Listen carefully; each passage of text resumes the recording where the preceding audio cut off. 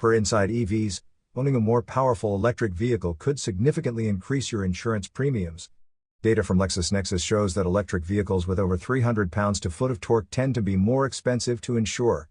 For example, the Volkswagen ID.4 produces up to 402 pounds-to-foot of torque, which may contribute to higher premiums. Tesla models are particularly costly to insure. The Tesla Model 3 has an average annual premium of $2,503, compared to the national average of $1,682.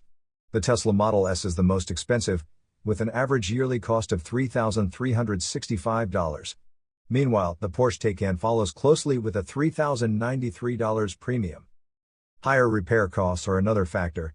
Repairing electric vehicles is 29% more expensive than combustion cars, largely due to labor-intensive battery repairs. However, lower maintenance and charging costs can help offset the higher insurance premiums for some drivers. Tesla's in-house insurance, which adjusts based on driving behavior, is also facing legal scrutiny. A lawsuit over inflated premiums related to crash detection systems is set for review in October 2025. You are listening to UON News.